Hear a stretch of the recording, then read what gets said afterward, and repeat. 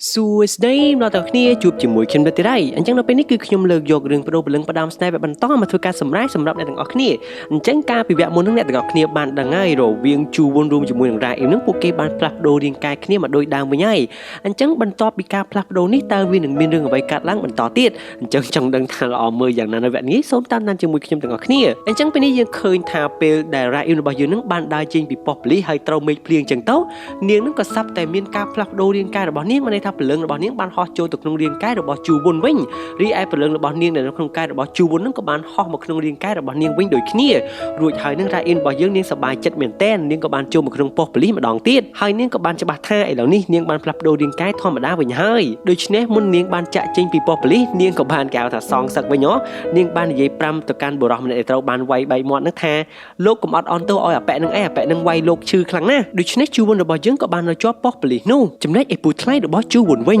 ញឥឡូវនេះគាត់បានយករឿងដែលជូវុននឹងបានវាយភ្ញៀវ VIP នឹងយកមកប្រាប់តារបស់ជូវុនតារបស់ជូវុនហាក់ដូចជាមានការខឹងសម្បានឹងចៅរបស់ខ្លួនខ្លាំងណាស់ហើយគាត់ក៏មានគោលបំណងក្នុងការសរសេរបញ្ជីមរតកម្ដងទៀតដែលឱកាសនេះបានធ្វើឲ្យពូថ្លៃរបស់ជូវុននឹងសើចបិទមាត់មិនចិត្តនោះទេប៉ុន្តែចៃដន្យអ្វីបងស្រីរបស់ពូជូវុននឹងបាទគេហៅថាប្រពន្ធទី4របស់លោកតាជូវុននឹងបាននិយាយថាណែប្អូនប្រុសកុំនិយាយរឿងអត់បានការជូវុននឹងបានធ្វើការវាយបរិសម្នាក់នោះដោយសារតែបរិសម្នាក់នោះនឹងធ្វើអំពើមិនល្អមកលើម្នាក់ស្រីនឹងដូច្នេះគេចាត់ទុកថាការបៀតបៀនផ្លូវភេទហើយអញ្ចឹងអ្វីដែលជូវុនធ្វើនឹងគឺវាត្រឹមត្រូវហើយកុំនិយាយផ្ដេសផ្ដាសបន្តមករឿងដែលជូវុនជាប់គុកនឹងក៏បានឮសូរទៅដល់ម្ដាយរបស់ជូវុនដូច្នេះម្ដាយរបស់ជូវុនគាត់មិននៅស្ងៀមនោះទេគាត់ក៏បានជួយឲ្យកូនប្រុសរបស់គាត់ចេញពីគុកបានភ្លាមចំណែកអេរ៉ាអ៊ីមរបស់យើងវិញនាងក៏បានមកជួបជាមួយនឹងអាយ៉ងអញ្ចឹងគ្រាន់តែជួបភ្លាមនាងមានអារម្មណ៍ថាសប្បាយចិត្តមែនទែនដូចជាមិនដែលបានជួបគ្នាកាលពីមុនមកអញ្ចឹងចំណែកអាយ៉ងនាងក៏បាននិយាយថាអីឯងធ្វើអីរៀងប្លែកមិនវើជួបគ្នារាល់ថ្ងៃសោះមើលនិយាយដូចមិនដែលបានជួបគ្នាបន្តមករ៉ាអ៊ីមក៏បានប្រាប់ថាអាយ៉ងបើសិនជាពេលអតីតកាលគ្នាបាននិយាយអីប្លែកដាក់ឯងឬមួយក៏និយាយពាក្យមិនត្រឹមត្រូវអីហ្នឹងឯងកុំប្រកាន់ណាបន្តមកនឹងអាយ៉ងក្តៅឆេវតែម្ដងនាងក៏បាននិយាយថាមិនអោយខឹងយ៉ាងម៉េចឯងប្រាប់យើងមិនអោយយើងនឹងស៊ីលីអូដើរក្នុងផ្ទះទេហើយសូម្បីតែលីអូយើងហាលក៏ឯងថាហាលយ៉ាងណាកុំអោយឯងមើលឃើញហើយឯងនេះដេញមិនអោយយើងដេកជាមួយឯងនោះទេហើយសូម្បីតែអំពូលភ្លើងនេះដាក់ឡើងពេញផ្ទះទាំងអស់បន្ទាប់មករ៉ាអ៊ីមរបស់យើងនាងក៏មិនបានសួរដេញដល់អ្វីដែរពីព្រោះនាងបានដឹងថានេះគឺជាទង្វើរបស់ជូវុនចំណែកឯជូវុនវិញបន្ទាប់ពីចេញពីគុកភ្លាមខ្លួនក៏បានមកជួបរ៉ាអ៊ីមផ្លែតរីឯអាយ៉ងក៏បានគិតក្នុងចិត្តថាប្រហែលជាជូវុននឹងចង់ជួបរ៉ាអ៊ីមនឹងក្នុងន័យចង់ជួបខ្លួនហើយមើលទៅប៉ុន្តែអត់ទេតាមពិតទៅនឹងគឺជូវុនចង់ជួបជាមួយនឹងរ៉ាអ៊ីមសោះអញ្ចឹងពេលនេះមេឃកំពុងតែភ្លៀងពីរនាក់ក៏បានធ្វើការសន្ទនាគ្នារ៉ាអ៊ីមក៏បាននិយាយថាយើងគួរតែបញ្ឈប់ការជួបគ្នាទៀតទៅបើកាលណាយើងជួបគ្នាអនាគតទៅយើងផ្លាស់ប្ដូររាងកាយគ្នាទៀតគឺវាពិបាកខ្លាំងណាស់ប៉ុន្តែឯជូវុនរបស់យើងវិញគាត់ហាក់ដូចជាមានចិត្តស្រឡាញ់មកលើរ៉ាអ៊ីមកាន់តែខ្លាំងទៅ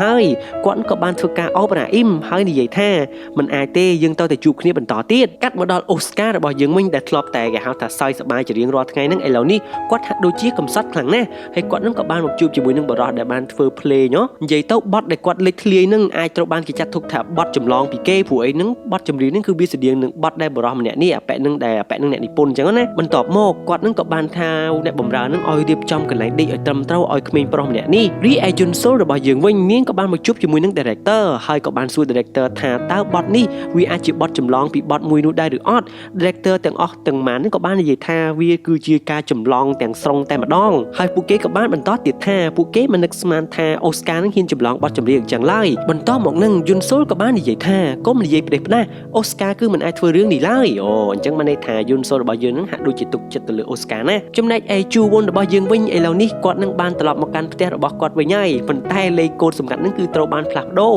អញ្ចឹងនេះបានថាគេហៅថាការសងសឹករបស់រ៉ាអ៊ីមហើយរ៉ាអ៊ីមក៏បានប្រាប់ថានឹកខ្លួនឯងទៅរកឃើញឬអត់បន្តមកអ្វីដែលធ្វើឲ្យជូវុនរបស់យើងប្រច័ណ្ឌខ្លាំងនោះគឺនាងបានប្រើថ្ងៃខែឆ្នាំកំណើតរបស់អាប៉ែអូស្ការនឹងធ្វើជា password ចូលក្នុងផ្ទះហ្នឹងដូច្នេះឥឡូវនេះយើងឃើញថាជូវុនរបស់យើងបានចូលមកដល់ក្នុងផ្ទះរបស់គាត់វិញហើយពេលដែលចូលមកភ្លាមអញ្ចឹងគាត់ក៏បានប្រទះឃើញថាលីអូរបស់គាត់នឹងបានគក់ហាននៅលើជញ្ជាំងមើលទៅដូចជាអាណាធិបតេយ្យខ្លាំងណាស់បាទនឹងធ្វើមិនទេនាងវាជាទម្លាប់របស់រ៉ាអ៊ីមយើងទៅហើយធម្មតាតែនាងនៅផ្ទះទូចនាងគក់កន្លែងណាហាលកន្លែងហ្នឹងហើយចំណែកអូស្ការរបស់យើងវិញពេលនេះគាត់កំពុងតែអង្គុយសុកនឹកឃើញស្នេហារបស់គាត់ជាមួយនឹងយុនស៊ុលនិយាយទៅគាត់នឹងគឺមិនទាន់កាត់ចិត្តដាច់ពីយុនស៊ុលនោះទេភ្លាមនោះជូវុនរបស់យើងក៏បានបង្ហាញខ្លួនហើយក៏បានសួរនាំតាក់ទងនឹងបទចម្រៀងដែលបានបែកធ្លាយនោះបន្តមកលើកនេះអូស្ការរបស់យើងមានអារម្មណ៍ថាឥឡូវនេះជូវុនហាក់ដូចជាគេហៅបញ្ចេញសកម្មភាពដូច ប្រក់ក្តីវិញឯងអត់ឡប់ដូចមុនទៀតទេពេលព្រឹកឡើងសារព័ត៌មានក៏បានលេចធ្លាយថាអូស្ការរបស់យើងធ្វើការចម្លងបទចម្រៀងពីតារាចម្រៀងដែលមិនទាន់នឹងរះដូច្នេះព័ត៌មាននេះបានផ្អើលទូទាំងប្រទេសកូរ៉េ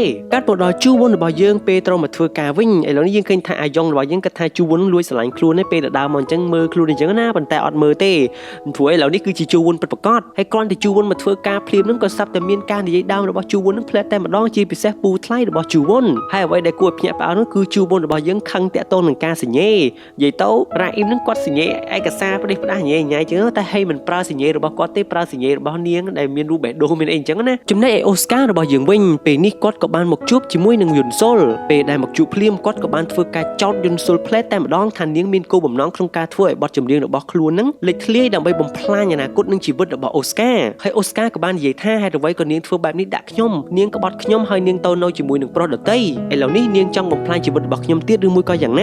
ាបន្តមកនឹងយុនសុលនាងក៏មានការភ្ញាក់ផ្អើលនាងក៏បានយំហើយក៏សួរនាំថាតើលោកគិតថាខ្ញុំជាមនុស្សបែបនោះមែនទេអូស្ការក៏គាត់នឹងនិយាយវេមិនចេញដែរហើយគាត់ក៏បាននិយាយថាអនាគតទៅនាងធ្វើយ៉ាងណាក៏ដោយកុំឲ្យជួបមុខខ្ញុំឲ្យសោះរួចហើយអូស្ការរបស់យើងក៏បានដើរចាក់ចេញពីទីនោះភ្លាមនោះផងដែរនឹងបុគ្គលិកធ្វើការនៅក្នុងកន្លែងដែលយុនសុលធ្វើការនឹងជាអ្នកធ្វើឲ្យបទចម្រៀងនឹងធ្លាយសោះតាមពិតទៅនឹងពួកគេនឹងដោនឡូតបទចម្រៀងដោយប្រើ website ចោលមួយអញ្ចឹងមានន័យថាពួកគេនឹងគ្មានគោលបំណងទេវាពួកគេគ្រាន់តែចង់ដោនឡូតបទចម្រៀងនៅក្នុងកុំព្យូទ័ររបស់យុនសុលអញ្ចឹងទៅប៉ុន្តែបទចម្រៀងនោះវាបានលេចធ្លាយអញ្ចឹងចាំមើលថាតើនឹងមានដំណោះស្រាយយ៉ាងណាទៅឥឡូវនេះយើងកាត់មកដល់រ៉ាអ៊ីមរបស់យើងវិញពេលនេះនាងគឺជាថ្ងៃដំបូងហើយដែលនាងប្រើរូបរាងកាយរបស់នាងនិងព្រលឹងរបស់នាងមកធ្វើការហើយនាងមានអារម្មណ៍ថាសប្បាយចិត្តរីករាយខ្លាំងមែនទែនតែម្ដងហើយសូម្បីតែអ្នកធ្វើការនៅទីក៏ឆ្ងល់ដែរ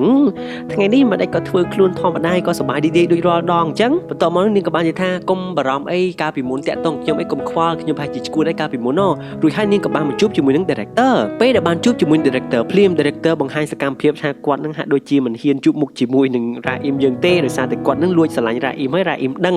តែកាលពេលហ្នឹងគឺជាសកម្មភាពរបស់ជូវុនសោះដូច្នេះរ៉ាអ៊ីមក៏បាននិយាយថាបើសិនជាកាលពីពេលមុនខ្ញុំធ្វើរឿងអ្វីប៉ះពាល់ដល់អារម្មណ៍របស់ director នឹងកុំខ្វល់អីព្រោះពេលហ្នឹងប្រហែលជាខ្ញុំឈួតទេខ្ញុំមិនយល់ថាអ្វីបានខ្ញុំធ្វើអញ្ចឹងទេអញ្ចឹងខ្ញុំសង្ឃឹមថាលោក director នឹងអាចនឹងជួយឲ្យខ្ញុំនឹងធ្វើការប្រឡងធ្វើតួស្ថាននេះបានអញ្ចឹង director ក៏គាត់មានអារម្មណ៍ថាសប្បាយរីករាយវិញដែរព្រោះរ៉ាអ៊ីមរបស់យើងនឹងធ្វើសកម្មភាពដូចដើមវិញចឹងគេហៅថាមិន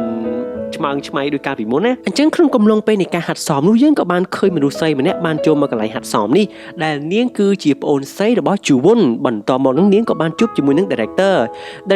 គ្រាន់តែឃើញនាងភ្លាមក៏ស្រាប់តែមានដាវមួយហោះមករកនាងអញ្ចឹង director ចាប់ក្បាលរបស់នាងឲ្យដួលទៅលើដីបន្តមកនឹងប្អូនរបស់ជូវុនថាអីតាមពិតទៅបរិសុទ្ធសង្ហាជួយមនុស្សស្រីគួរតែ3មិនមែនរុញច្រានអញ្ចឹងទេ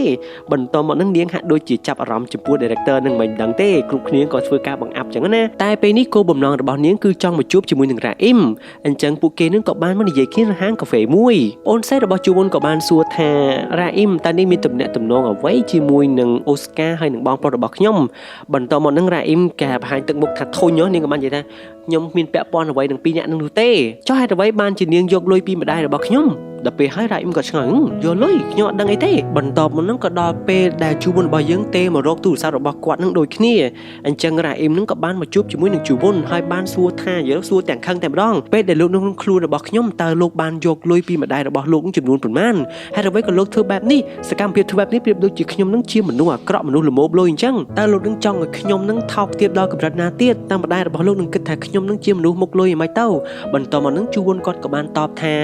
តាមពិតថាយកលុយពីម្ដាយរបស់ខ្ញុំគឺជារឿងដែលត្រឹមត្រូវហើយទោះបីជានាងមិនយកលុយគិតពីមុខមាត់ក៏ដោយក៏ម្ដាយរបស់ខ្ញុំនៅតែមើលងាយគ្រួសាររបស់នាងអញ្ចឹងដដែលដូច្នេះវាគ្មានអីខុសគ្នាទេអញ្ចឹងបានជាខ្ញុំនឹងសម្រេចចិត្តយកលុយនឹងតែម្ដងហើយទាមទារបន្ថែមទៀតរួចហើយរ៉ាអ៊ីមនឹងខឹងក៏បានទាត់ជូវុននឹងមួយជើងហើយក៏បានប្រគល់ទូរស័ព្ទប្រគល់អីចឹងហើយនាងមុននឹងចេញក៏បាននិយាយថាឥឡូវនេះយើងមិនបាច់ពាក់ព័ន្ធគ្នាទៀតទេខ្ញុំរស់នៅដោយខ្ញុំចោះចំណែកឯលោករស់នៅតាមរបៀបអ្នកមានរបស់លោកទៅចោះកុំពាក់ព័ន្ធគ្នាឲ្យសោះប៉ុន្តែជូវុនរបស់យើងនៅតែចង់ជួបរ៉ាអ៊ីមអញ្ចឹងនាងក៏បាននិយាយតាក់ទងនឹងរឿង A Little Mermaid បានសេចក្តីថាពេលដែលនាងជួយជីវិតរបស់ព្រះអង្គម្ចាស់នឹងរួចនាងនឹងក៏បានបាត់ខ្លួនតែនាងនៅតែស្រឡាញ់ព្រះអង្គម្ចាស់ដដែលអាហ្នឹងគេហៅវគ្គដែលកន្លែងនាងជួយហៅ Little Mermaid ជួយព្រះអង្គមកកន្លែងលើគោកណាអ្នកនរគ្នាអញ្ចឹងកន្លែងវារៀងប្រៀបធៀបនៃស្នេហាព្រោះឯជូវុនរបស់យើងគាត់ចូលចិត្តរឿងហ្នឹងបន្តមកក្រៅអ៊ីមក៏បានដើរចាក់ចេញពីទីនោះទាំងរលីងរលោងហើយឡើងជិះចដាយន្តបន្តមកហ្នឹងជូវុនក៏បានដេញតាមដែរប៉ុន្តែគាត់មិនហ៊ានចូលចដាយន្តនឹងទេព្រោះឯគាត់ខ្លាចរ៉ាអ៊ីមក៏បានចុចបិទចដាយន្តទាំងទឹកភ្នែកចំណែកឯជូវុនរបស់យើងវិញគាត់ក៏បាននឹងចុះតាមចដាជើងផ្ទាល់ តែម្ដងយ៉ាងខ្ពស់ហើយហត់មែនទែនប៉ុន្តែគាត់ដេញតាមរ៉ាអ៊ីមមិនទាន់នោះទេបន្ទាប់ពីនោះរ៉ាអ៊ីមក៏បានប្រមូលអីវ៉ាន់ដែលជូវុនរបស់យើងនឹងបានទិញនឹងដាក់ក្នុងកេសដើម្បីយកទៅសងគេវិញហើយយកលុយត្រឡប់មកវិញអញ្ចឹងណាចំណែកឯជូវុនរបស់យើងវិញគាត់នឹងមានការមួម៉ៅពេញមួយថ្ងៃតែម្ដងពេលទៅដល់ផ្ទះវិញគាត់ក៏បានប្រទះឃើញกระดาษមួយកระดาษហ្នឹងគឺជាกระดาษដែលរ៉ាអ៊ីមរបស់យើងនឹងគូផែនទីនៅក្នុងផ្ទះរបស់គាត់ព្រោះផ្ទះធំពេកអញ្ចឹងនាងវែងនាងតែងតែគូផែនទី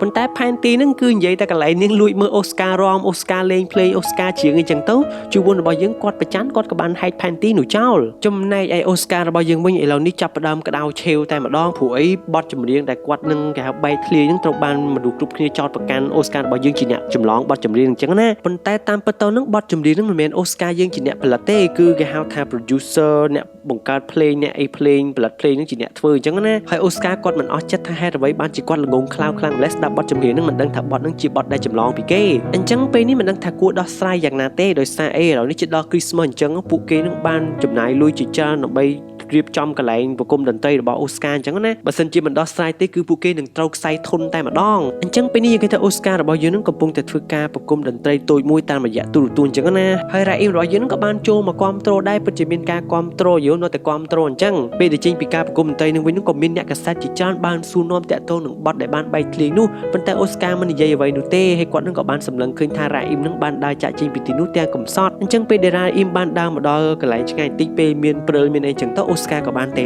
អញ្ចឹងពួកគេក៏បានធ្វើការណាត់គ្នានៅហាងកាហ្វេមួយទៀតហើយចំណែករ៉ាអ៊ីនរបស់យើងនៅតែធ្វើការលើកទឹកចិត្តទៅដល់អូស្ការអញ្ចឹងព្រោះអីអូស្ការនឹងបានជួយនាងបន្ទាប់ពីនាងបានបាត់បង់គ្រួសារទៅបទចម្រៀងរបស់អូស្ការនឹងបានធ្វើឲ្យនាងតស៊ូបន្តទៀតអញ្ចឹងណានាងនៅតែនិយាយលេងសើចលើកទឹកចិត្តមើលទៅដូចជាគ្មានរឿងអ្វីកើតឡើងតាក់ទងនឹងព័ត៌មានអាស្រូវដែលកំពុងតែកើតឡើងនៅលើអូស្ការនឹងឯងរួចហើយអូស្ការក៏បានជូនរ៉ាអ៊ីនរបស់យើងនឹងមកដល់ផ្ទះវិញពេលដែលចុះពីលើឡានអញ្ចឹងទៅរ៉ាអ៊ីននៅតែនិយាយដដែលថាគុំបារម្ភអ្វីហើយរ៉ាអ៊ីនក៏បាននិយាយតាក់ទងនឹងរឿងដែលព័ត៌មាននឹងចុះផ្សាយថាអូស្ការរបស់យើងនឹងមានស្រីច្រើនហើយនាងក៏បានប្រាប់ថា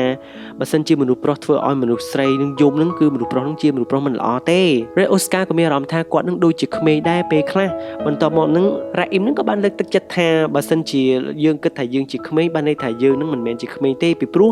មានតែក្មេងប៉ុណ្ណោះដែលតែងតែគិតថាពួកគេនឹងជាមនុស្សពេញវ័យអញ្ចឹងគាត់ស្ដាប់ពាក្យសម្ដីនឹងរួចអូស្ការរបស់យើងហាក់ដូចជាមានកម្លាំងចិត្តហើយគាត់នឹងរៀងមានអារម្មណ៍ថារ៉ាអ៊ីមពិតជាគួរឲ្យចាប់អារម្មណ៍មែនទែនភ្លាមនោះជួនក៏បានឈរមើលពួកគេនឹងកំពុងតែធ្វើការសន្ទនាគ្នាអញ្ចឹងជួននៅតែបន្តមកជួបរ៉ាអ៊ីមយើងដដែលចាំមើលថាតើវានឹងមានអ្វីកើតឡើងបន្តទៀតអញ្ចឹងរឿងរបស់យើងគឺ slash ត្រឹមតែប៉ុណ្ណេះហេហេអរគុណចំពោះការទស្សនារបស់អ្នកទាំងអស់គ្នាពីដើមដល់ចប់ប៉ុន្តែកុំភ្លេចចុច subscribe ដាក់កណ្ដឹងផងដើម្បីទទួលបានវីដេអូថ្មីៗបន្តទៀតដូច្នេះខ្ញុំរ៉េតសូមអរគុណសូមជម្រាបលា